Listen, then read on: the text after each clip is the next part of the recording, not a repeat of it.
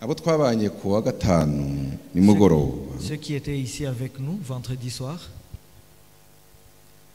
twasomye ijambo riri muri Zaburi nous avons lu dans Psaume 37 chapitre 37, umurongo nuwa gatanu le 5e verset. Psaume 37, 5. 37 umurongo nuwa gatanu Psaume chapitre 37, haravuga ngo verset 5. ikoreze Uwiteka urugendo rwawe rwose. Il dit recommande ton sort à l'Éternel. Uyikoreze urugendo rwawe rwose. Que tu puisses recommander ton sort à l'Éternel. Abari we wiringira, Mais en lui ta confiance nawe azabisohoza. et il agira. Nukuvuga ngo ibyo weretse Uwiteka, ibyo wahaye Uwiteka, C'est-à-dire tout ce que tu as recommandé à l'Éternel, tout ce que tu as mis dans ses umushinga wahaye Uwiteka, le projet que tu as recommandé à l'Éternel, uwo mushinga ni w'Imana izasohoza. c'est ce que Dieu va accomplir. C'est sur cela qu'il va agir. Hari uruhare rwacu hakaba n'uruhare rw'Imana. Il y a notre part et celle de Dieu. Uruhare rwacu n'urwo gutekereza urwo rugendo, Donc notre part, c'est réfléchir, penser à notre sort, twarangiza tukaruha Imana, et ensuite nous le recommandons à Imana l'Éternel, nayo ikarusohoza. et ensuite lui, il agira. Twavuze rero ko twari dufite ibintu bibiri twagombaga gukora. C'est-à-dire nous avions deux choses à faire. Icyambere kwari kwishura umwenda La première, c'était payer notre dette, imbere y'Imana. la dette envers Dieu. Kubera ko 2021 Parce que l'année 2021, hari ibyo twari twarahaye Uwiteka nayo irabisohoza. il y a des sorts qu'on avait recommandés à l'Éternel et il a agi. Il les Iyo a irangije accomplis. rero gukora ibyayo, Après qu'il ait accompli sa part, tuba dufite umwenda wo kujya imbere yayo tuyibwira ngo Mana warakoze kuko wabaye wo kwizera. nous nous retrouvons dans la dette envers lui. Ariko nanone twari dufite inshingano ya kabiri ngo hari le 31 yo gukorana amasezerano mashya n'Imana. Et toujours le 31, le même soir, nous avions une seconde tâche. Ni ukuvuga ngo ayo masezerano tugirana n'Imana yagombaga gutangira tariki ya mbere ukwezi kwa mbere 2022 kugeza tariki ya mbere kandi ukwezi kwa mbere 2023. C'était un pacte, un contrat entre nous et Dieu. Du Ibyo rero 1er janvier au 31 décembre. yes, 2022. ibyo nabyo twarabikoze kandi turacyakomeje kubikora. Et nous avons fait cela et nous allons continuer à le faire. 2022 En 2022, hari iteme dufite y'umwaka. nous avons un thème pour cette année. Kuba igitambo gitanga ubuzima cyangwa se gitanga ubuzima ku bandi, ni ukuvuga ngo kuba umugisha ku bandi, kuba isoko abandi bavoma. Donc être un sacrifice qui donne la vie aux autres. Être Ibi une nibyo bénédiction pour les autres. apana abantu bakira gusa ariko abantu batanga. Ce n'est pas seulement recevoir mais plutôt donner. Ariko apana abantu bakeneye byinshi ku bandi ariko ahubwo bakeneweho byinshi. Nous n'allons pas être des gens qui ont besoin d'autre chose de la part de quelqu'un d'autre, mais plutôt des gens qui vont donner. Iyo niyo teme tuzaganiraho uyu mwaka wose. Voici le thème sur lequel nous allons discuter tout le long de l'année. Kandi ndabizi neza ko tuzahabwa umugisha. Et je suis certain que nous serons bénis. Amen. Kandi ibi byose kugira ngo ubashe kubisohoza ntibizava ku ruhare rw'Imana gusa, rugomba kugaragaza uruhare rwawe nawe. Et pour y arriver, il n'y a pas seulement la part de Dieu, mais il y a aussi ta part. Uyu munsi dutangira n'icyumweru cya mbere cy'umwaka wa 2022. Aujourd'hui, Nous allons commencer le premier dimanche de l'année 2022. ndimo ntuje numva mana urashaka ko tuganira iki cyumweru cya mbere Pendant que je méditais sur la parole que nous allons partager ce matin, kugira ngo tuzashobozwe iby'Imana dushakaho muri uyu mwaka. pour que nous puissions faire la volonté de Dieu cette année. Nasanze tuganira kuri teme ivuga ngo mu mishinga tugomba guha Imana, tugomba kwereka Imana, muri za recommandation tugomba guha Imana ni uburyo bwiza bwo gukoresha igihe. Parmi les choses que nous allons recommander à Dieu, c'est la gestion de temps. Buriya imitungo yose dufite, Alors toutes les richesses que nous avons, iyo dutunze yose uko yaba ingana, tout ce que nous possédons, iby'Imana yaduhaye, ce dont Dieu nous a donné, umutungo mu mitungo ikomeye Imana yaduhaye ni igihe. la plus grande des richesses. Aha rero ndagira ngo tujye kuganirira hamwe twitonze twese, Alors nous allons discuter tous. tumenye neza ese uyu mutungo Imana yaduhaye turifuza kuwukoresha gute, twawutanzemo projet zimeze gute mu bijyanye n'uyu mwaka wa 2020. Nous allons examiner tous les projets que nous avons soumis à l'Éternel par rapport à comment nous allons utiliser notre temps. Mu isomo ry'uyu munsi Et notre enseignement aujourd'hui, ntabwo ngukorera umushinga je ne vais pas créer un projet pour vous. kandi nawe ntuwunkorera. Et vous n'allez pas faire la même chose pour moi. Icyo tugiye gukora ni iki ngiki. Plutôt ce que nous allons faire, tugiye kureba amahame ya Bibiliya nous allons étudier, observer les buri principes muntu wese yashingiraho que tout le monde peut utiliser, kugira ngo amenye neza uyu mutungo, sur lesquels on peut se baser pour kandi comprendre narangiza cette kumenya richesse amenye neza uburyo yawukoresha, et qu'on puisse savoir comment utiliser cette richesse. haba ari et le uburyo temps. bwo gushinduka umugisha ku bandi. Et cela, c'est par rapport à devenir une Hari bénédiction icyo pour les autres. bigusaba mu buryo igihe cyawe uzaba wagikoresha. Ça va vous coûter quelque chose par rapport au temps. Kubera uyu mwanya dufite, Alors pour le temps que nous avons, ndavuga ibintu bitari byinshi kandi bitari biki. je vais seulement discuter. Simvana mu bitekerezo byanjye, Je ne vais pas tirer ces choses de ma ariko propre ndagira ngo pensée, Bibiliya ituganirize twese muri iki mais je gitondo. voudrais que la parole de Dieu puisse nous aider tous. Ariko kugira ngo menye ko muhari Mais pour que je sache que vous êtes kandi là mwiteguye avec moi kunkurikira, et que vous êtes prêts à me suivre, reka numve ko mwikiriza mwese muvuge ngo amen. dites Amen. Mwongere cyane amen. Amen. Uyu ni umwanya ngira ngo twese tuganirire hamwe. Ça, c'est un moment. Reka dusome igitabo cy'umubwiriza, igitabo Nous cy'umubwiriza allons lire dans Ecclésiaste, ni igice cya gatatu niho duhera. chapitre 3. Igice cya gatatu mu gitabo cy'umubwiriza Ecclésiaste, chapitre 3. haravuga gutya ngo ikintu cyose ikintu cyose kigenerwa igihe cyacu, n'icyagambiriwe munsi y'ijuru cyose gifite umwanya wacu. Il y a un temps pour tout. Chapitre 3, verset 1er. Il y a un temps pour tout, un temps pour toutes choses sous les cieux. Umwanditsi w'iki gitabo cy'umubwiriza yatangaga nyine amabwiriza. L'écrivain de ce livre d'Ecclésiaste, ikintu yerekanye muri iki gice cya gatatu cya mbere yavuze, la première chose qu'il a mentionné dans ce chapitre 3, nuko munsi y'ijuru c'est que sous les cieux, buri kintu cyose gifite igihe cyacu. toute chose a son temps.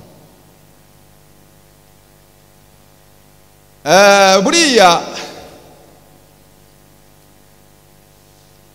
iyo usomye Pawulo yari umugabo w'umuhanga cyane, Paul était un homme très intelligent, umugabo uzi ubwenge bwinshi. quelqu'un de très sage. Nasomye iyo nsoma igitabo cy'Abaroma, Quand je lis son épître aux Romains, yacyandikanye ubuhanga bwinshi. il a écrit dans toute sa sagesse. Urabona Rome icyo gihe yari kapitale y'isi, Vous comprenez qu'à cette époque, Rome était la capitale mondiale. kandi urumva nyine yari ikomeye.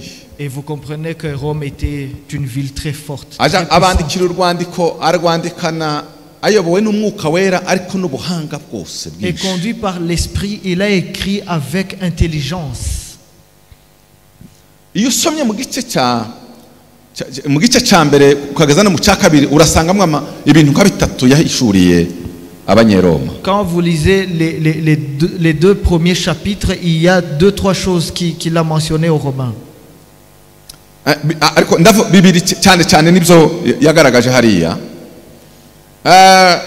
Noneho atangira kwerekana abanyeroma arababwira ngo uburyo umuntu ashobora kumenya Imana. Il a commencé à les expliquer comment quelqu'un peut connaître Dieu.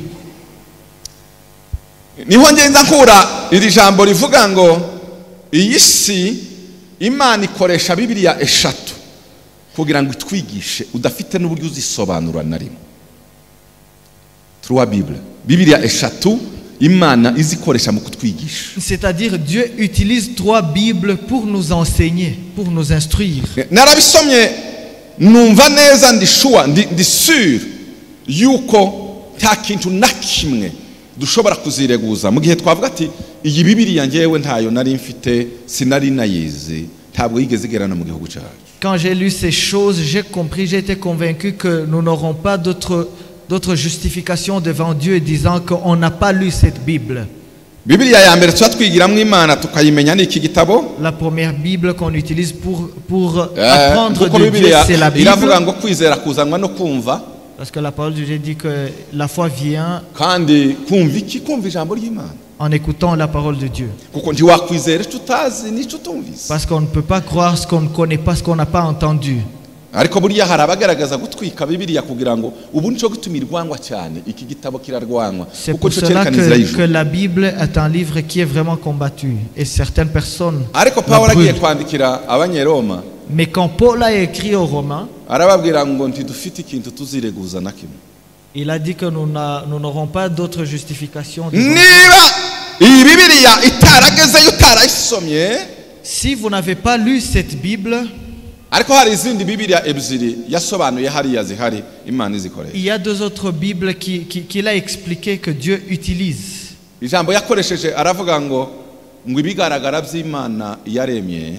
La première chose, il a mentionné les choses que Dieu a créées. Les choses que nous voyons, que Dieu a créées, nous apprennent et nous montrent le Dieu qu'on ne voit pas. Est-ce que vous comprenez cela? C'est-à-dire, je n'ai pas lu la Bible, mais les choses que Dieu a créées qui m'entourent, c'est toute une Bible. C'est-à-dire les choses que vous voyez aujourd'hui. Ça, c'est un livre que vous lisez chaque jour, qui vous montre que Dieu est vivant. Et ce qui vous montrera que cet homme était très intelligent. C'est quand il est arrivé à Athènes, il est allé dans une chambre où il allait discuter. Il n'a pas utilisé la Bible que nous utilisons aujourd'hui. Non. arareba ibintu byose uko bimeze, arareba atangira kuzabacokoza. Yari umuhanga muri strategie zivuga butumwa, yageza provoka discussion ariko itagira impaka kugira ngo igukurure itumugira amatsiko, agatangira kuba provoka. Il avait visité la petite ville d'Athènes. Il avait visité la petite ville d'Athènes et il était vraiment stratégique parce qu'il pouvait introduire une discussion rhétorique qui n'avait pas besoin de répondre. Alors quand ils l'ont entendu, ils ont dit, il y a un homme qui est venu avec d'autres théories que nous ne comprenons pas. Mais de quoi est-ce qu'il parle cet homme? Les autres venaient le voir, le demandant, de quoi parlez-vous? C'est comme si c'était difficile pour eux de comprendre.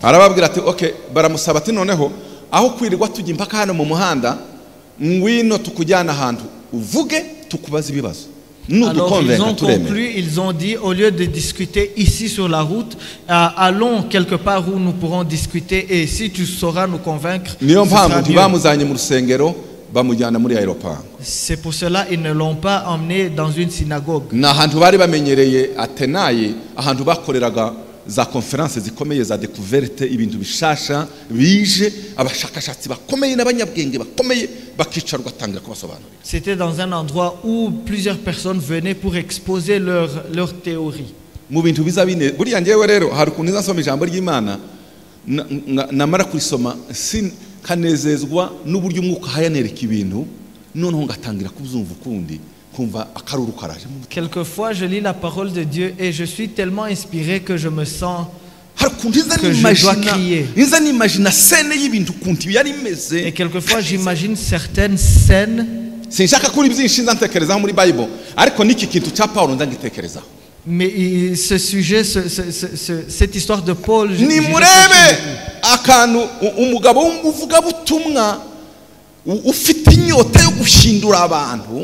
voyez un homme, un évangéliste qui a la soif de transformer. Quelqu'un que Dieu a donné la sagesse et la connaissance par l'esprit. Quelqu'un qui n'est jamais complexé par ses propos. Et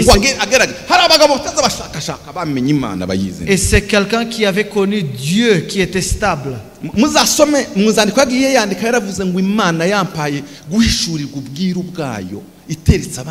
Selon ces écritures, souvent il dit que Dieu l'avait appelé à comprendre ces mystères.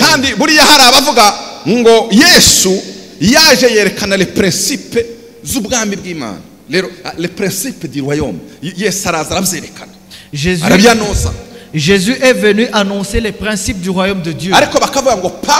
Mais Paul, mais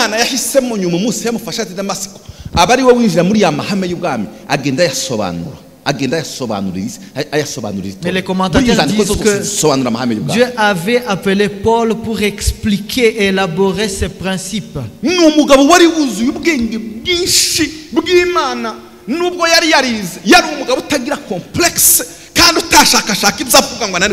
C'était un homme bien instruit et inspiré par le Saint-Esprit. Et c'est quelqu'un que Dieu avait donné un don de communication. Et il était venu devant le roi et ensuite il a commencé à expliquer au roi. Et le roi l'a observé, l'a regardé.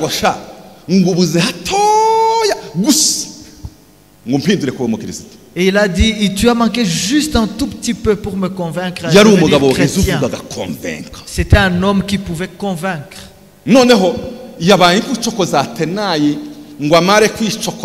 maze baramwigoboreye baramubwiye ngo ngwino uje muri aeroport dore bizaminezeza ukuntu zanimagine ibintu umunsi Paulo yari yiteguye isaha umugabo wuzuye ubuntu bw'Imana abone okaziyo yo kubwira les érudits agiye kubwira baramwishiriye ariko ndatekereza ukuntu kariko kambaraga kandi gukora akagabo kagufi kariko kambara nimba yambaye karavate nimba rameze ate n'uburyo yatambutse aja kuri shere hano haye yakumuriro hari abagabo baza bakumuriro. J'imagine que quand il avait été appelé à parler à Athènes, c'était un homme puissant et fort, rempli de l'esprit. Comment il venait? J'imagine cette scène dans ma tête. Amen. Amen. Hallelujah. Amen. Et je me demande si vous sentez la même chaleur quand on vous appelle à parler de Dieu. Quelquefois j'imagine comment je me sentirais. Je ne connais pas beaucoup de choses. Et quelquefois j'ai même peur. Mais il y a quelque chose que l'esprit me donne. Si Dieu m'invite à parler,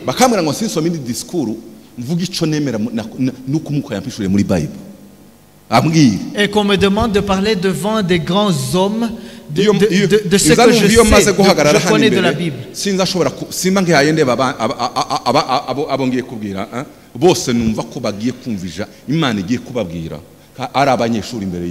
Et quand je me tiens devant ces hommes, je n'ai plus de complexe, je n'ai pas à réfléchir.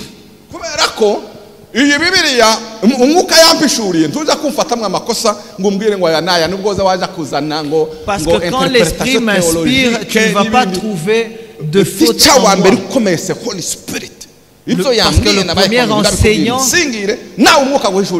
Parce que le premier enseignant important, c'est l'Esprit Saint.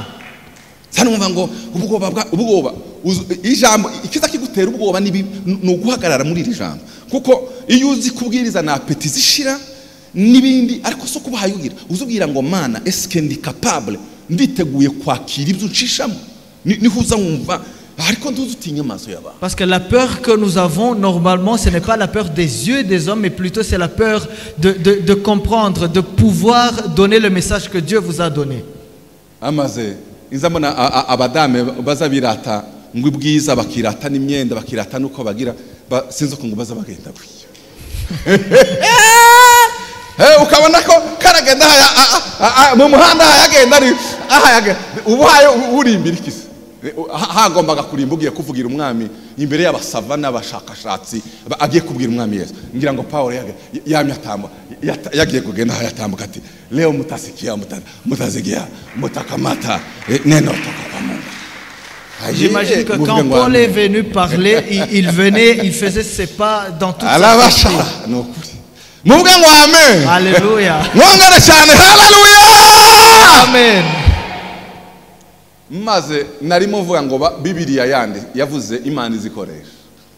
Et je parlais de trois sortes de Bibles que Dieu utilise. J'ai vraiment pas mal de choses à couvrir, mais l'Esprit m'a emporté. Et ensuite, après qu'il s'est mis devant eux,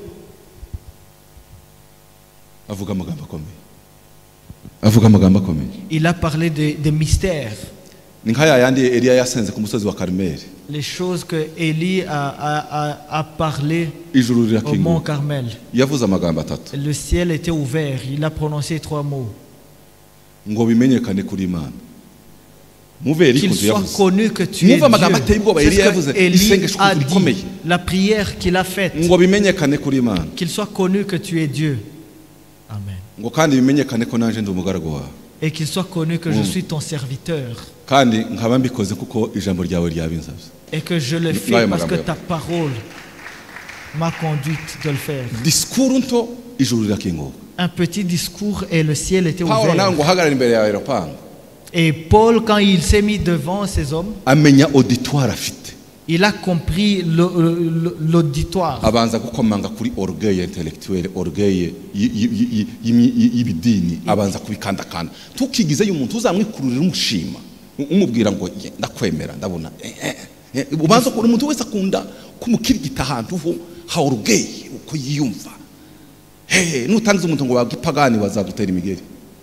Il ne faut jamais repousser quelqu'un par vos propos, plutôt inviter la personne par les choses qui l'intéressent. C'est pour cela qu'il a introduit son enseignement en touchant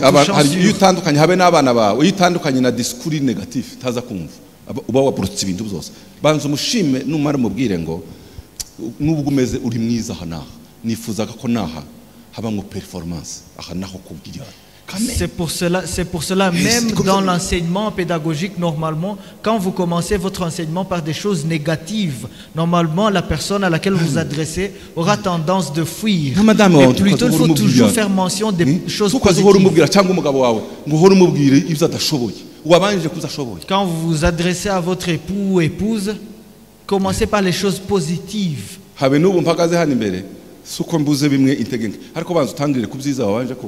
Même si je sois ici devant vous, cela ne veut pas dire que je n'ai pas de points négatifs dans ma vie, mais commencez par les choses positives dont je vous parle.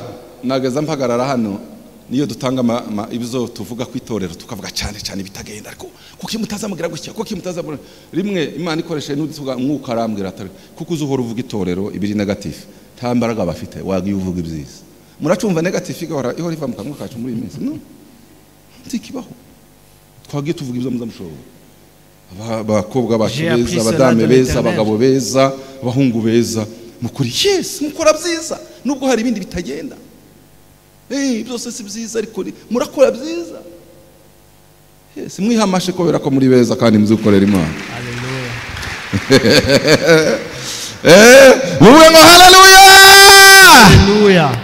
Kiniraririmba neza nubwo hari na tumwe tutagenda ariko bana bacu muri musigaye muririmba tukumva neza neza abamarayika ko barazinira igisinimba hano. Alléluia. Yes. Ariko babatangiriraho ugatangirira mu buryo byenda bari bahagaze mu buryo ari bitangiye kubivuga ariko reka ndekeraho.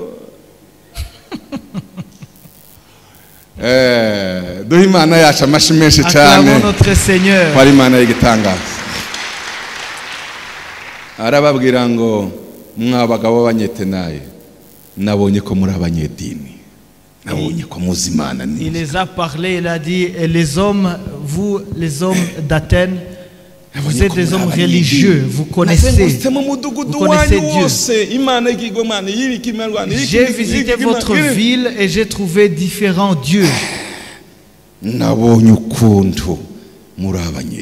Mais j'ai vu combien vous êtes religieux. by'abashakashatsi bamaze guhumira mu bitabo ngo abakore kubakandakanda bakirigitaho bamwe batangira kumanura za rinete. Après qu'il ait touché leur orgueil, ces hommes ont été convaincus et ils se sont dit oui, cet homme umuntu wamanura amarinete akazakurebera mwacya uzamenye ngo hari ikintu cyabaye. Abanyeshuri babayeho iyo jiri yicaye hari ukabona harimo baba professeur bafite amarinete wazo uvuga ijambo ukabona batangiye kuza barimanura kuzuru gukirinete ubanze witegereze neza ese babaye banyuzwe cyangwa batangiye kwibaza ku bintu ugatangira kumenya uko uhindura discours iyo bahebagira bashya ngira ngo uwo munsi batangiye kugira bashya ati ngo babe bagaheba manura amarinete abakubise mu icaka kabiri ariko après avoir attiré leur attention, il a avancé le deuxième point.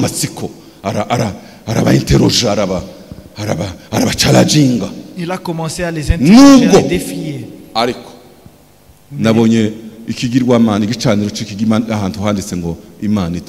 Mais il a continué, il a dit, j'ai vu un autel d'un Dieu inconnu.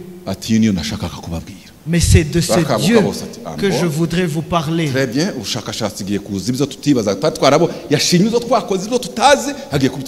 Il a encouragé ce que nous avons fait, notre travail, mais il va un peu plus loin. Et le troisième point. S'il avait utilisé la Bible, ils auraient quand même eu d'autres livres à utiliser aussi.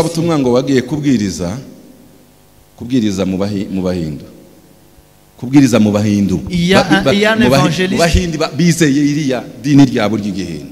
un évangéliste qui est allé enseigner, évangéliser les hindous. Et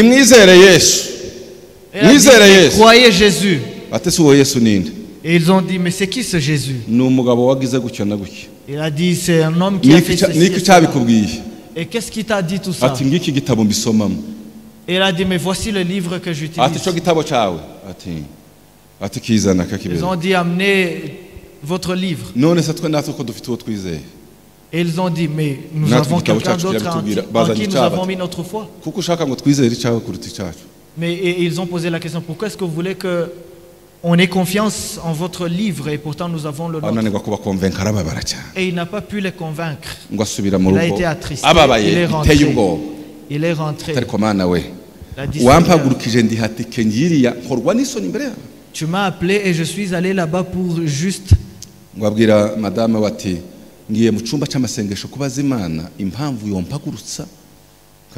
a dit à son épouse, je vais en prière pour juste demander à Dieu pourquoi il m'a emmené ici.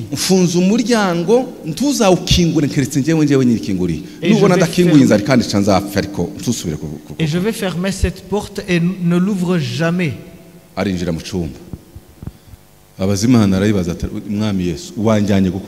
Et dans sa chambre, il a demandé à Dieu, Seigneur, pourquoi est-ce que tu m'as emmené là-bas?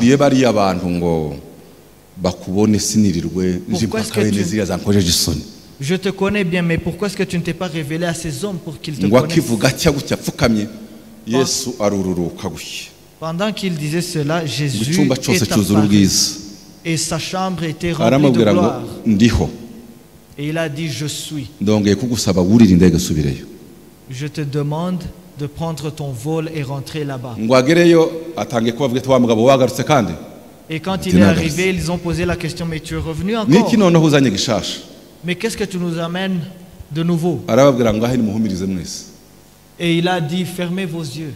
aravuga ngo mwami Yesu waniyeretse mu cyumba canje ejo bundi Et il a prié, il a dit, Seigneur Jésus, tu t'es révélé à moi. dans ma igaragariza chambre. aba bantu bose bari aho bereke kuri muzima uruta Buda Et révèle-toi à eux et que tu te Arahumu- montres que tu es plus grand que arabwira ngo Bouddha. abamubonye ngaho nimuhumure mwese muzamurire amaboko ababonye Yesu Et il a demandé, ceux qui ont vu Jésus, amaboko yamazamuka Levez cyane votre main. mwatese wewe umubonye ati jewe umubonye hatambuka mu kirere abandi ati jewe umubonye gutyo nimwizere Yesu rero et ils Muzima ont dit, je l'ai vu comme ça, je l'ai vu comme ça, je l'ai vu comme ça, et il les a invités à la foi. Paulo yari kujya mu mpaka hari impaka tuba tujyamo nishi n'abantu Alors quelquefois, on s'engage dans des discussions avec différentes personnes, ariko hari Bibiliya duhuriyeho batojya mu mpaka mais il y a une Bible commune amaze gukereya sur laquelle on amasiko ne peut pas yabo kuri icyo discuter. gicaniro Après qu'il ait ababwira ngo Imana itazwi attiré leur curiosité, arababwira ngo iyo Mana parlant d'un Dieu qui n'est pas connu, itazwi nashakaga kubabwira et il a dit, ce Dieu qui n'est pas connu, ni yaremye ijuru c'est le Dieu qui a créé les cieux ikarema n'isi et la terre. ni yakuremye wowe C'est le Dieu qui t'a créé, toi. ni yatumye umubiri wawe function ukomeze C'est le Dieu qui a fait à ce que ton corps fonctionne de la ese sorte. mwari mwabitekerezaho muzamwibwira ngo biriya bigirwamana nibyo byaremye izo zose cyangwa hari Imana itazwi mutaramenya yakoze ibyo bintu Est-ce qu'avez-vous déjà pensé à ces choses? Ou bien il y a un Dieu qui a fait ces choses? mureke mbabwire ukuri Mais laissez-moi vous dire la vérité. habe n'aba ate bariya batemera Imana Même les athées qui ne croient pas en l'existence de iyo Dieu, bakoze za découverte bagenda bareba ukuntu isi iremwe n'ukuntu ibintu biteye Quand ils n'ukuntu découvrent- bigendera muri harmoni idahinduka quand ils découvrent l'harmonie et la façon dont la terre est créée, baza bibaza ku kibazo kivuga ngo inyuma y'ibi bintu hari ikintu cy'ubwenge gikomeye ils se cyabishe. posent cette question et ils concluent en disant, derrière toutes ces choses, il y a quelque chose de très icyo puissant bita qui les a provoqués. intelligence supreme ubwenge buhebuje ubundi utomenya C'est ce qu'on appelle l'intelligence suprême. baba bakeneye ubahishurira Ils ont besoin de quelqu'un pour leur révéler ces choses.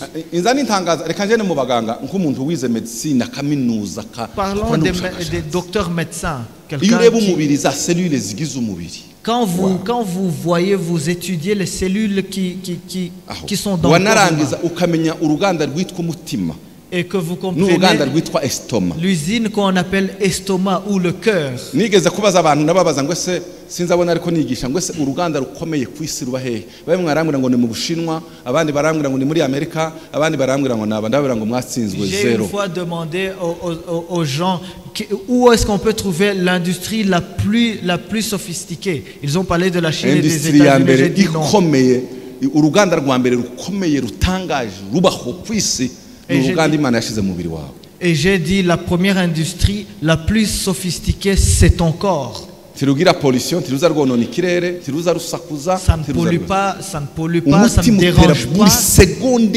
yose kandi tutahagarara Le cœur bat à chaque seconde sans arrêt. kandi tiruza rusakuza Et ça ne dérange même pas. muzarebe ukuntu ruza rutransforma ibintu amaraso mabi agira gutyo ukuntu ruvangura ukuntu kohereza Imaginez comment la circulation de sang se passe. La nihe izine purification de de sang. transformation yangana na estoma Quelle est l'usine de transformation qui peut fonctionner comme l'estomac? iyo witegereza rero ukareba Et quand vous observez toutes ces choses, ugomba kwibaza ngo umuntu ntabwo yiremye ntabwo umuntu yiremye et il faut vous poser cette question, l'homme ne s'est n'abariya pas créé. bashakashatsi bavuga ngo l'homme c'est le fruit de l'évolution ngo ni umuntu wahereye muri chimpanzé aragenda akura kare. Même ceux qui disent Nawe que we, l'homme nzogera c'est le abona produit ko de l'évolution, gusa njyewe nize histoire iyo teori narayize cyane nyitanga mwarimu yayimbaza nkayisobanura yose kugira ngo mbone amanota ariko sinayemeraga moi en tant qu'historien, quand kuko on me tuje impaka posait ces z'abashaka questions kuguha à amanota l'école, amanota uzupfa kuyandika iyo nanga ngatsimbarara mu myizene ngo yanjye sinze muri zero nariko gukora diplome reka musubize izo yampaye J'ai fait l'histoire à la fac et pendant les examens, je répondais selon ce que j'ai appris. Mais cela n'a pas pris ma foi. Que Dieu nous aide. Amen. La Bible. La Bible. Reka nkubwire uzi cyabaye uwo munsi bavuyeyo ngo n'uyoboye aeropango uwari umukuri uyikuriye yakiriye Yesu. Et avant de quitter cet endroit, ce jour-là, après que Paul ait enseigné, même celui qui était le leader du groupe, il avait cru en Jésus. Ubu rero mwoba ngo biriya byose pasiteri biriya hayanyuramo byose ari byagenze gute iminota yose amaze hariya. Peut-être vous demandez pourquoi j'ai insisté sur ces choses. Ahangaha ijambo ry'Imana arebwa ngo ikintu cyose kigenerwa igihe cyacu. Nous avons commencé en disant que toute chose a un temps attribué. Uyu mwanditsi yari umunyabwenge. Et cet écrivain était très sage. Akoresha Bibiliya. Il a utilisé la Bible. Y'ibidukikije. La Bible des choses kugira ngo wumvire hamwe uryumve. Pour comprendre ce principe. Ko buri kintu cyose kigira umwanya wacu. Que toute chose a son temps. Kandi iyo uhushije umwanya wacu. Et quand vous manquez ce temps. Et que vous le confondez. Et vous brisez ce principe. Vous n'aurez pas de revenus.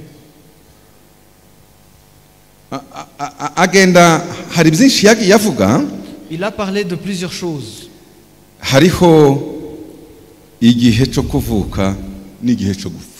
Un temps pour naître, un temps pour mourir. Qui peut contredire ces choses? Et ces choses sont respectées. On ne peut mourir si on n'est pas né.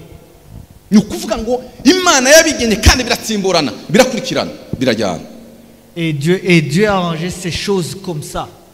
Et il a continué. Igihe cyo gutera n'igihe cyo kugira gute cyo kurandura ikuri cyangwa se tunavuga ngo n'igihe cyo gusarura. Il a continué à dire un temps pour planter et un temps pour arracher ce qui a été planté, un temps de récolte. Mbabaze mwebwe mwabaye abahinzi abantu bahinga mu buhinzi bwabo ihame bagomba kubaha ni ukumenya igihe baza babiba. Le premier principe à respecter, c'est quand il faut planter et quand il faut récolter.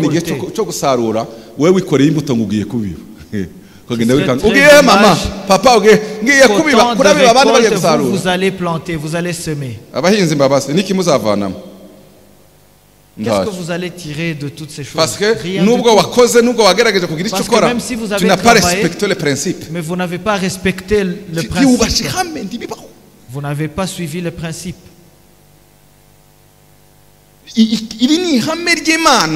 Ça, c'est un principe divin qui nous enseigne que même dans d'autres choses de notre vie, il y a un temps attribué à chaque chose.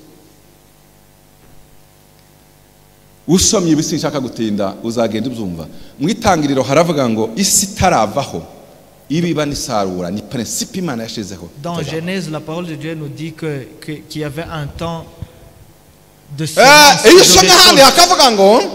Et quand vous lisez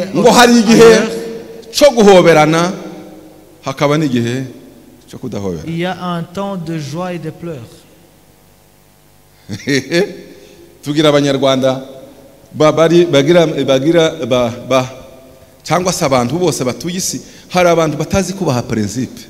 Il y a des gens sur terre qui ne respectent jamais les principes. Quand Covid est venu, c'était un temps de ne pas s'embrasser.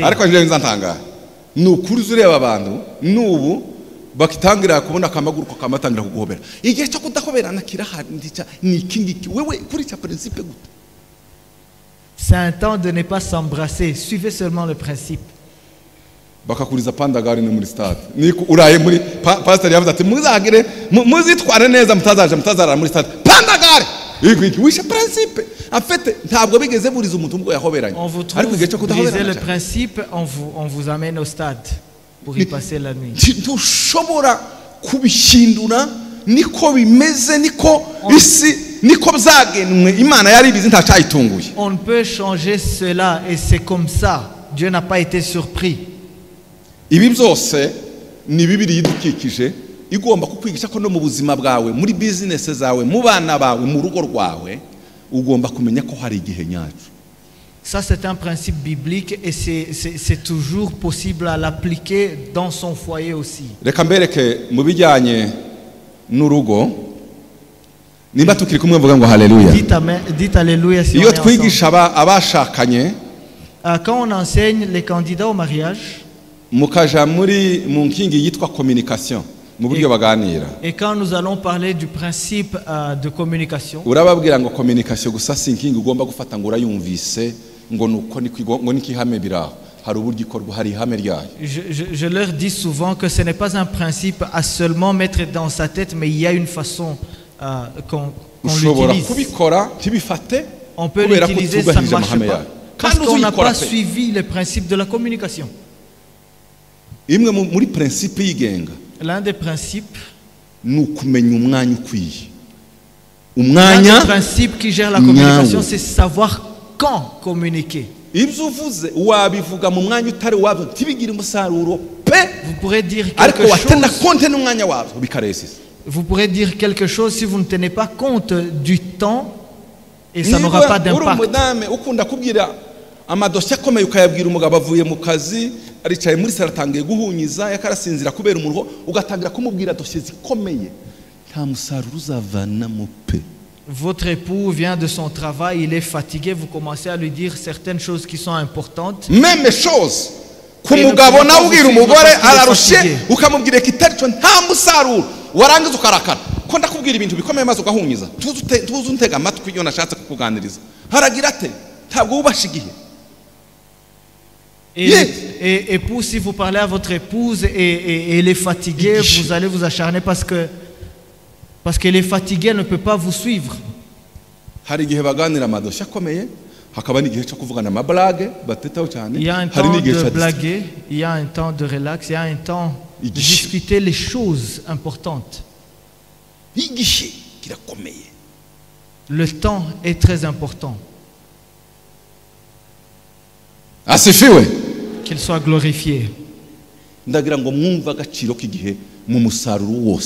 voudrais que vous compreniez l'importance du temps dans tout ce que vous faites.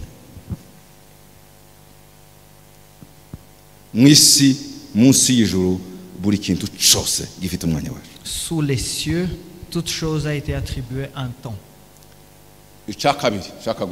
Deuxième point.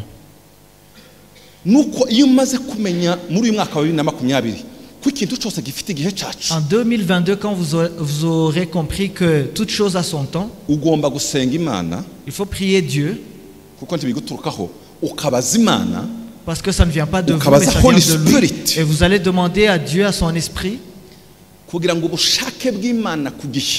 que sa volonté par rapport au temps, que sa volonté par rapport au temps sur le plan de ta vie, que Dieu te révèle cela et qu'il te donne la force de marcher selon ce plan. Que Dieu te révèle ces choses, ce temps, et que tu puisses marcher selon ce temps. Et je vous donnerai j'ai parlé avec un jeune homme. Il m'a dit, pasteur, je bénis Dieu pour cette année.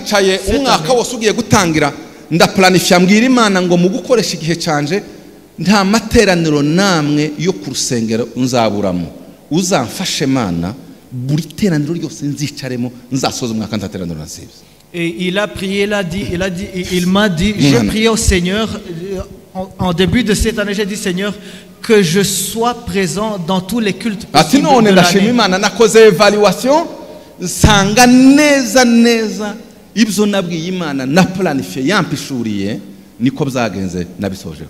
Et j'ai dit, j'ai évalué toute cette année et j'ai trouvé que ce que j'ai recommandé au Seigneur, il a exactement fait.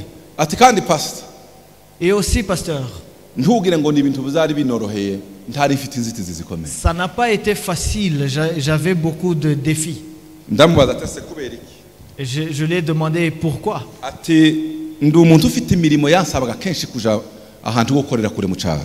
Et je suis quelqu'un qui a un travail qui me demande d'aller dans des endroits un peu plus loin.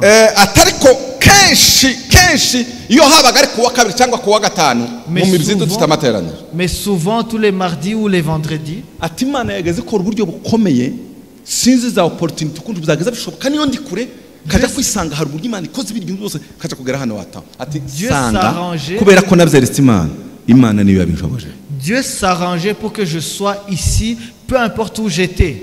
Et il a fait exactement comme ça. Ni ukuvuga ngo yari yahishuriwe Imana. Si ukuvuga ngo imyaka yose niko azabigenza. Ariko uwo mwaka kandi yambwiye ati hano navuyemo umusaruro. Ati uwo mwaka ari ubushake bw'Imana ku buzima bwe Imana yamwishuriye kandi asaba Imana kumufasha kubugendera.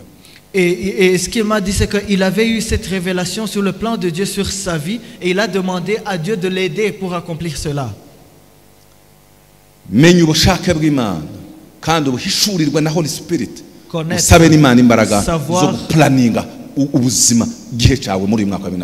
et savoir la volonté de Dieu par la révélation de l'Esprit. Troisième point. La raison pour laquelle il faut demander à Dieu de vous aider, de vous soutenir.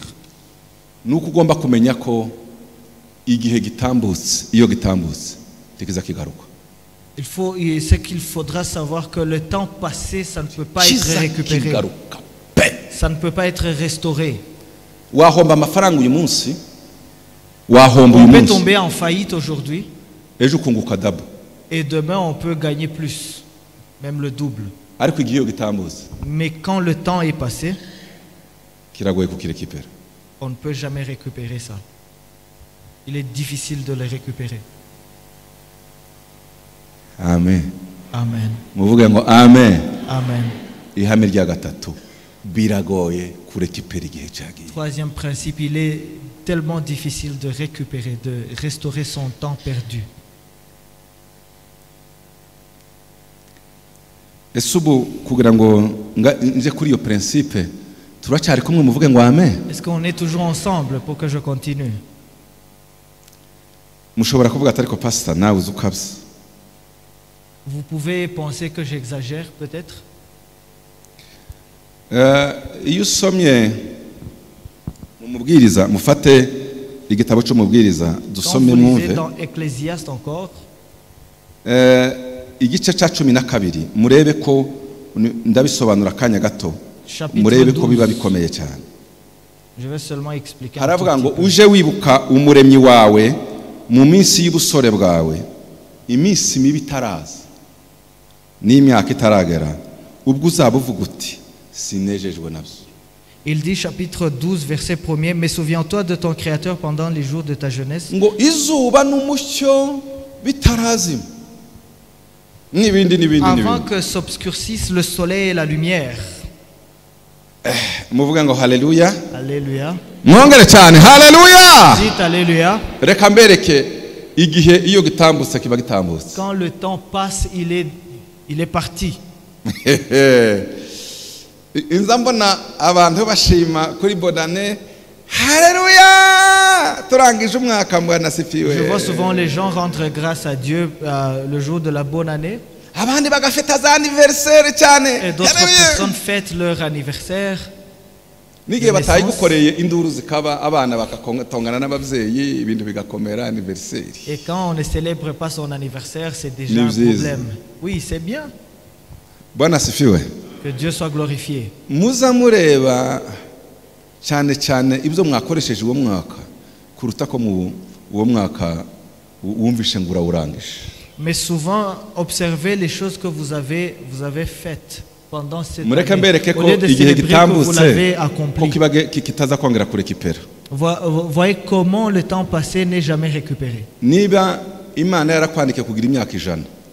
Si Dieu vous a prescrit 100 ans, uyu mwaka ushize Et l'année passée, uyu turangije 2020 juste cette année de 2021, usigaranye mike par rapport niyo wari ufite muri 2020. il vous reste peu par rapport à ce qui vous restait l'année dernière. Ni ukuvuga ngo kuragenda uje kwihereza. C'est-à-dire, vous marchez vers votre fin. Ibyo bari gukora aha ngaha rero nimba byararangiye, Ce qu'il fallait faire ici, si vous avez tout accompli, uzureba ngo se uyu mwaka wavuyemo uyu musaruro. Toujours il faut se demander quel est le résultat de toute cette année. Ekodime bigeze kuza hano nabonye mwarimu wabo. J'ai vu barimo batwereka agaciro k'abana bakiri bato. On nous montrait l'importance des enfants. Bazana bougie yuzuye. Ils ont amené une bougie. Bazana bougie igeze hagati. Et une bougie complète et Bazana une bougie à kurangira. moitié utilisée et une bougie qui est presque finie. Uko umwaka ushize hari igice cya bougie kiba cyahiye. Et vous, comme le temps passe, il y a une petite partie qui est partie aussi. Mbwira uburyo ucongera rero. Dites-moi comment vous allez utiliser ça. Comment vous allez ajouter ça. Kiragenda igabanuka. Votre temps de vivre sur terre diminue. Imyaka yo kwinfluencinga ibintu yawe kiragenda igira gute igabanuka.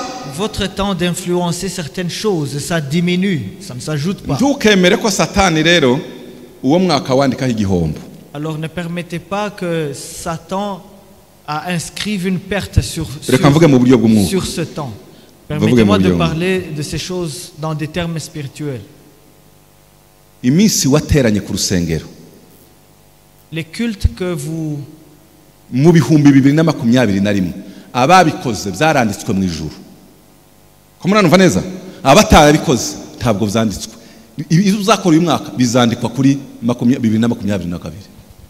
Les cultes dans lesquels vous avez été présent en 2021, ça a été inscrit au ciel.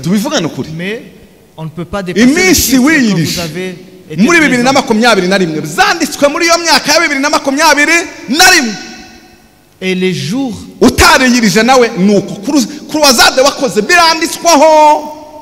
les jours de votre jeûne, ils sont inscrits en 2021.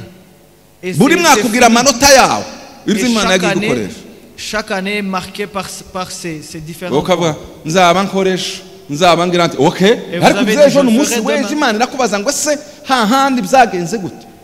Mais les choses de demain, c'est pour demain.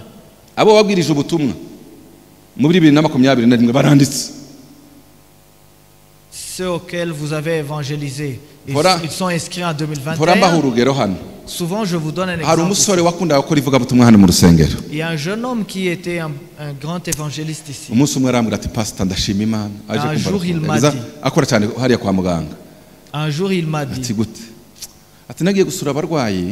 dit, je bénis l'Éternel.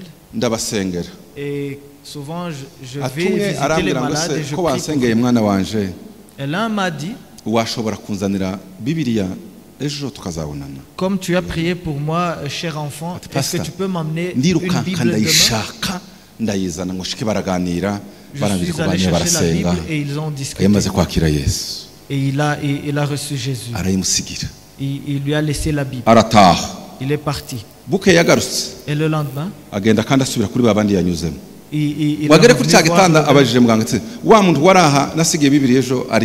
a demandé, il a trouvé que cet homme n'était plus là. Ils ont dit, la personne n'est plus là. Et ils ont dit que la personne est morte la nuit dernière. Et il s'est mis là en choc.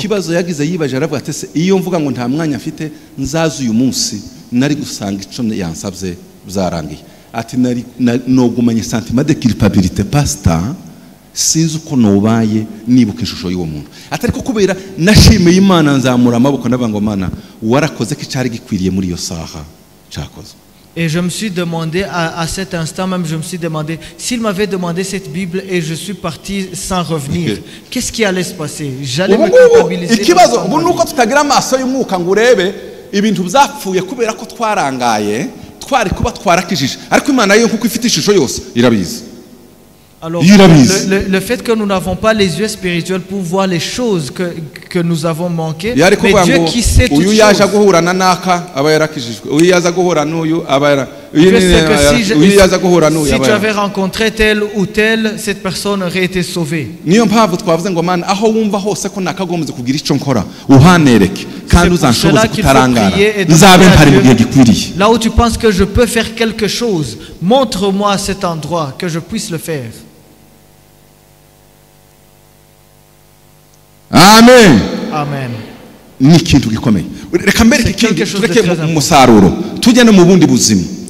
Regardons dans d'autres choses.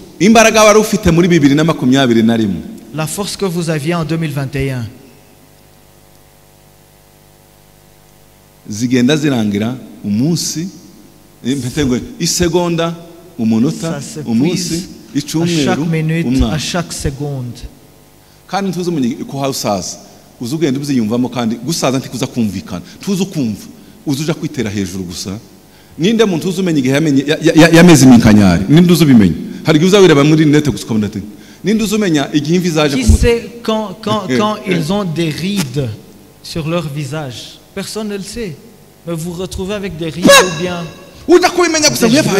ese nahangeze bizabiza utabyumva ariko uko imyaka irangira uko wari umeze 2021 vous ne vous rendez pas compte quand ça vient.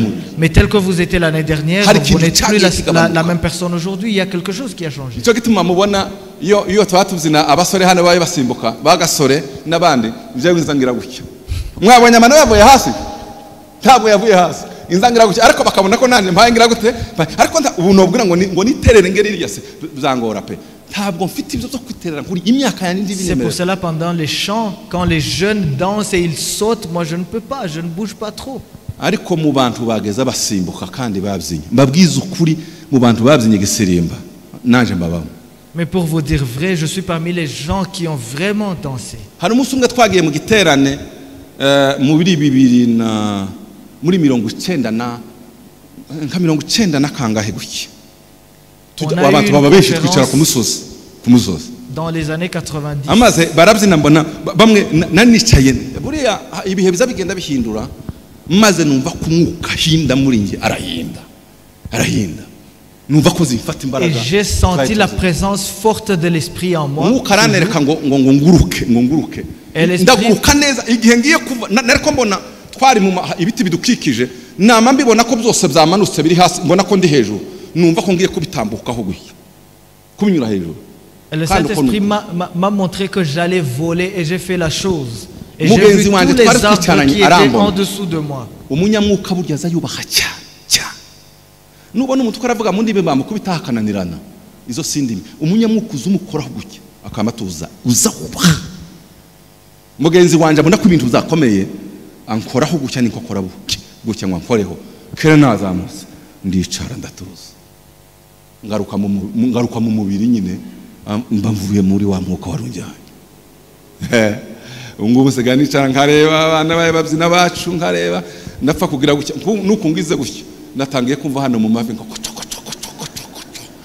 none se nima ntarabyinnye nkiri muto kuzabyifuza utakibishoboye nzande ba pasiteri bagenzi banje hano kabareba naje nkireba uza wicara hano waje guhaguruka ukakendera ngo mfata ukuboko nzamuke niko nimubyinira Imana nimuhimbaza Imana mu chanter pour l'Éternel. Mwabagabo namwe badamu nimukorera Imana mu gifite imbaraga. Servez l'Éternel quand vous avez cette force. Nyasuku ambere kuri Nyasuku yabaye presidente wa vice president ushinzwe discipline muri Musingi hari president akabawungirije kazareba abakobwa nemi tukigira kabiro hariya uyu twarabanye kenshi mu kurera abana batoya ba Musingi bahe bava muri adolescence barimo bazamuka yari gitangazo sebyo yari free ndakaza ndibona igihe cyose namushakaga yabaga hayasa ejo bundi narebye ukuntu yavuye hano avuye nimba yaravuye kuyobora nimba yaravuye kugira gute mbona umukobwa waje yirukanka hariya aje kumuhoberera ambere yuko aza kuzana muri shekina zabanza kare umwana yagize gute rora bizagenze gute afite ibintu byinshi bimukikije ntakifite freedom kayinda kiri umukobwa wanze kubyinira Imana ukiri umukobwa ngo uzayibyinira maze kubyara maze kugira nabuzukuru moe menya gukoresha igihene. Buriya ntabwo ahuye n'abariya bakobwa bakirimo batoya, ntabwo bishoboka. N'igitsure namwe ariko utazugira gushya ndakigarura kidogo kubera ko hari izindi nshingano zimwe na zimwe zimuriho. Ariko se nimba nabwo nuko mba mwemera nzi ko hari igihe yigeze kubikoresha neza hakina umukobwa. None we tuzaguhamya ryari? Umukobwa, ubudame, ubukecuru, meme chose. Meme chose. Igihe. Muvuge ngo igihe. Dites le temps. Ko mutansubiza. Mwababwiriza mudashaka ndabibabwira ni kumwuka yambwiye ngo mbibasogote. Muvuge ngo igihe. Le temps.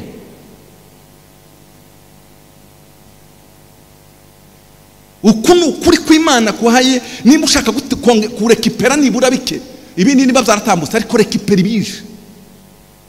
Satani ntiyongere kugushuka. Récupérez ce que vous pouvez récupérer maintenant. Ukumva mbabwira ko ndibwira naje.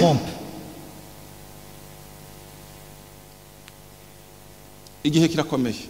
Le temps est très difficile. Ubu sigaye nshakisha igihe nkavuga ngo ariko bagenzi bo barabiza. Ariko iya myaka yindi nageza mbwiriza gute? Quelquefois je me demande comment est-ce que je prêchais les années passées. Aujourd'hui je n'ai plus assez de temps. Nos pasteurs n'ont plus assez de temps. Nous n'avons plus assez de temps.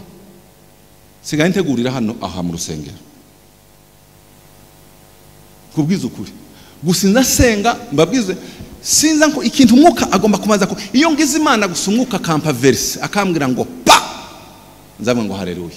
Ibindi bisigaye inspiration ziza niyo ndi mu modoka izigendiza namara kwicara hano ubwo nta mwanya umwe yo kuzandika zose nkabishira ku murongo ariko bitaraza verse rien.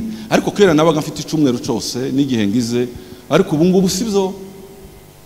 Uzi impamvu igihe cyaragabanutse kubera inshingano nyinshi zikirimo ariko kavuga none se ko n'ubu tubishoboye ubundi wa mwanya wose twageraga kandi gusenga gusa no gutekereza urusengero ubu sibyo. Singa ntekereza na syllabus ifite page 200 no gusoma ibitabo 5 mu minsi 2 no kwandika redaction mu Cyongereza gikomeye mu munsi umwe ukandika amapaje agera nko 10 nangahe ariko byose ukabikombina no kugira ngo kwigiye gwihari ko mbishoboye mbere nagiraga none ukareba ibitabo nasomye iyi myaka yose nabaye pastor ringe ngira bibliothèque ngira muri ugeze mu cyumba cy'amasengesho mfite ibitabo bigira nko muri magana ngahe ntacyo narangiza. Uyu munsi none ariko ngifata ariko sha kubera discipline maze ariko nzagusoma ningira Imana none nkava muri ibiza uburyo bwatangiye imbere nagiraga ikigi cyaratakaye pe. Nabonye umugabo bari kutwigisha n'umupastori bagenzi banje barabizi. J'ai vu quelqu'un qui nous enseignait qui était pasteur. C'est quelqu'un qui a touché mon cœur. Yarimo yigisha avuga ukazubona ni bibliothèque yicaye. Quand il vous parle, c'est comme si c'était toute une bibliothèque qui était devant vous.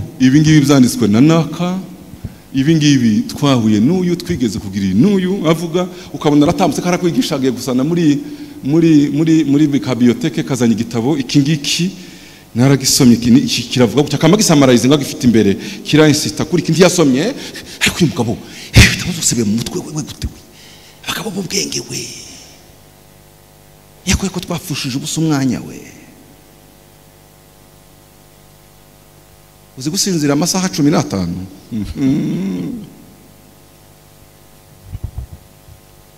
bazavanga umunyafrika ngo kugira ngo muhishe amafaranga narebya n'inoti y'igihumbi kugira ngo mbishe nyisinzi bayishizemo nagiye he ngo kugira ngo muhishe ikintu cyose ngo uzagishire mu gitabo. Iyo bagishize mu gitabo azagira imyaka n'imyaka kirimo ntawo gitwara kuko ntibazamugurira igitabo.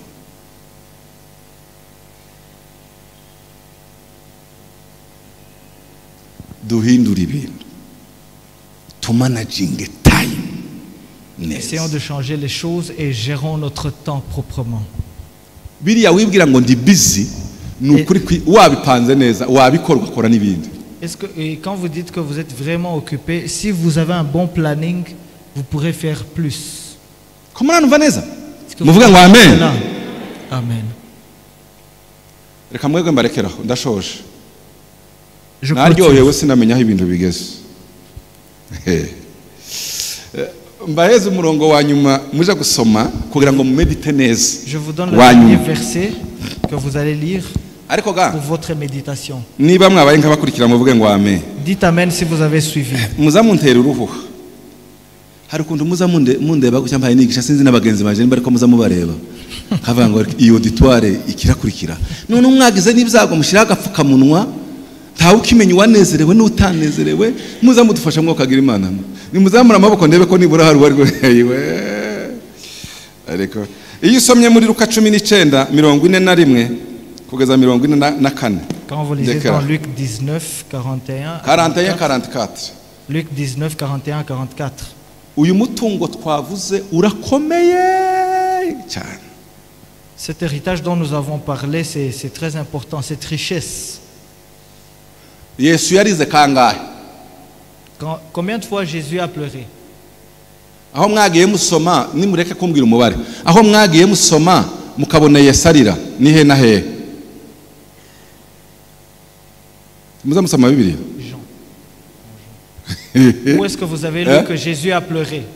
Kumva yande ya Lazare Yesu ararira. À la tombe de Lazare, Jésus a pleuré. Et autre part où il a pleuré, c'est ici, dans ce passage.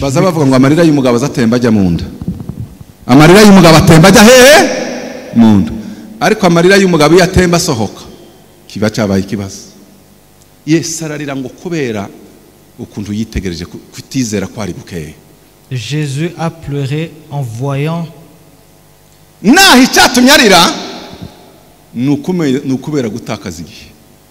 ce qui a fait à ce qu'ils pleurent, c'est parce qu'ils avaient perdu leur temps.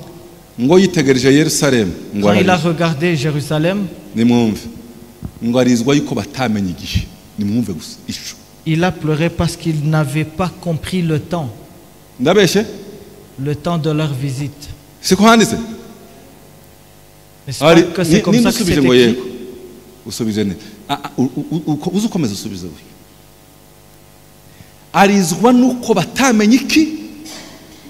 Il a pleuré parce qu'il n'avait pas compris le temps de leur visite.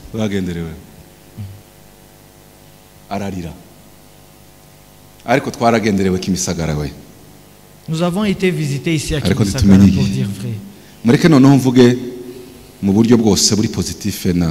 D'une façon positive et négative. Permettez-moi de juste parler de différentes façons.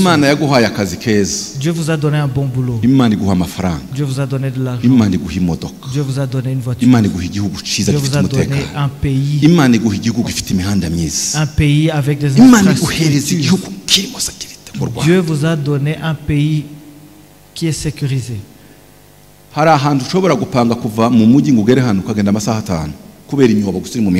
Il y a des pays où il vous prendrait 5 heures de temps.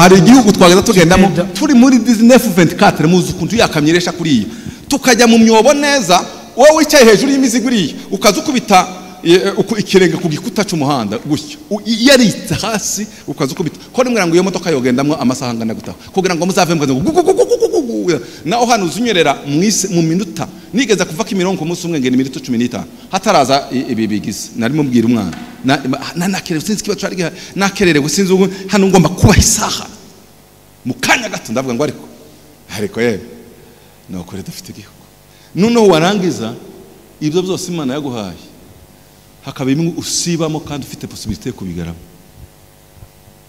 Imaginez avec toutes ces opportunités que Dieu vous a données, mais vous arrangez pour manquer certaines choses.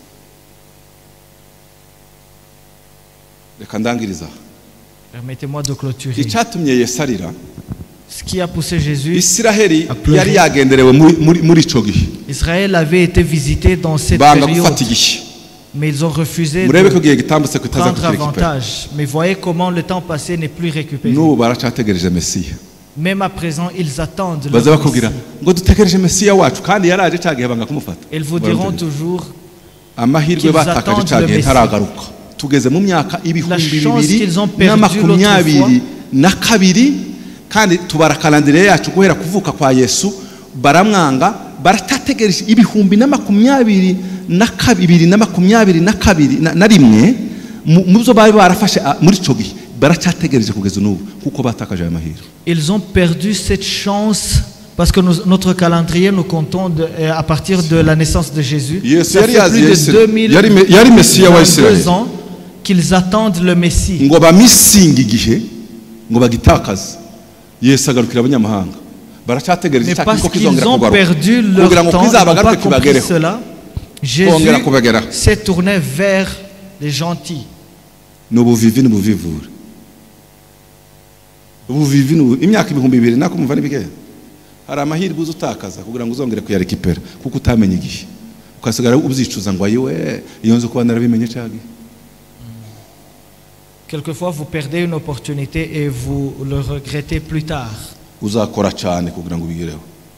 Il faudra vraiment travailler suffisamment pour y arriver. Umwuka rero yadukanguye uyu munsi. Et le Saint-Esprit aujourd'hui nous a parlé. Commençons à planifier selon le temps. Et cela nous aidera à accomplir la volonté de Dieu. Que le temps de dormir reste le temps de dormir, mais qu'il ait un temps de prier, un temps de travailler, un temps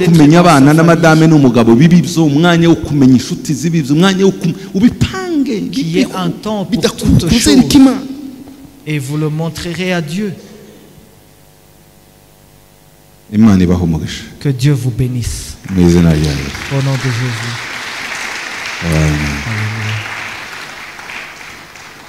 Alléluia. Mungu yu mwema, Mungu yu mwema, Mungu yu mwema,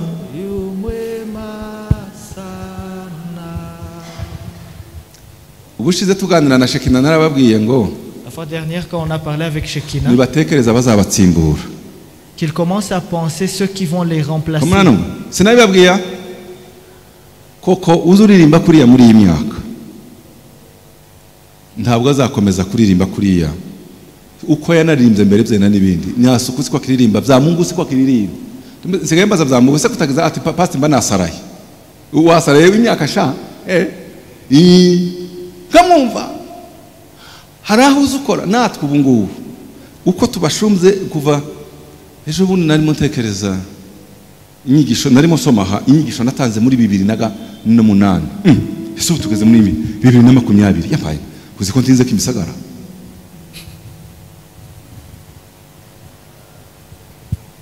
tudatekereje muri youth ijyanye n'iki tugezemo twaba dufite ikibazo. Je vous dis ndabasaba youth musigare hano turabifuza buriya igihe cyacu nutamenya kugiye uhaye ugenda utsimburwa uhaye ugenda uvamo ngo umenye ko ikindi gihe gisigaye nyuma gikeneye abandi bafite izindi mbaraga fite ikibazo gikomeye cyane.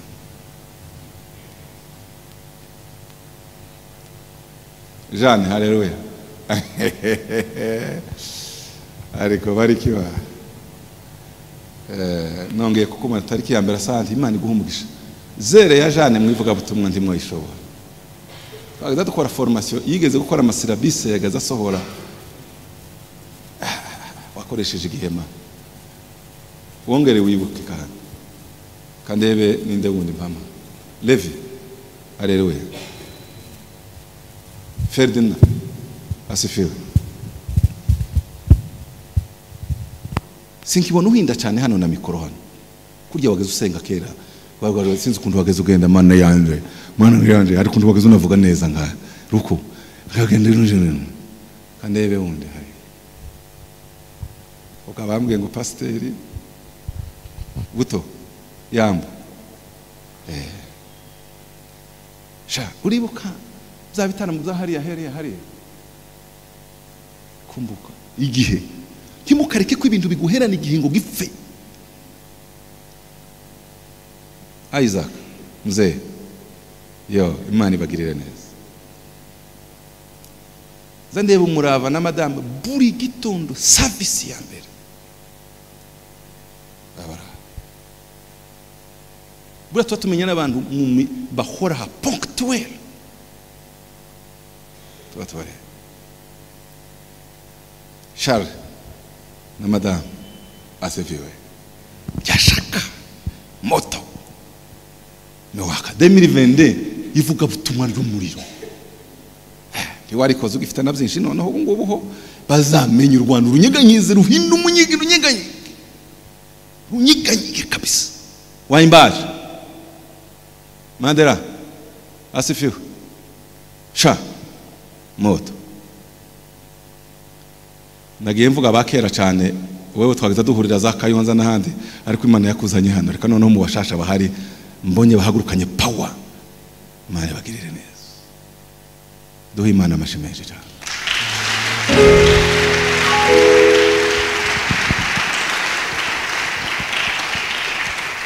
Mama Konsili Pepe ya bwana nabaje kuvuga izina navuze Mama Konsili wenyine Pepe ya twahirwa sema haleluya Ivo yamsana Nadia Pepe ya Yesu Emar Pepe ya we ari mu basore natangariye gahunda ya nibature ya Emar konsona mu busa ndaje kumuhamagara muri service ya kabiri mukecu reka ari ndangiriza yes nubwo to planifya byinshi tugisigaje kwandika ibitabo zararangiye ariko nibura nibature Mana urakoze kuri Mana nziza icyubahiro nishimwe bibe byawe watuganirije 2022 tuzayihagararemo neza mu izina rya Yesu amen muhabwe umugisha hari ukeneye gukizwa soyez bénis utarakizwa ukeneye kwakira Yesu bwa mbere azamura ukuboko sinobyibagirwa itariki ya icyumweru cya mbere ukeneye kwakira Yesu yazamura ukuboko y a-t-il quelqu'un qui voudrait recevoir Jésus God nga umujyane n'umugisha w'Imana kandi amahoro ya Kristo abane nawe. God bless you. Merci. Amen.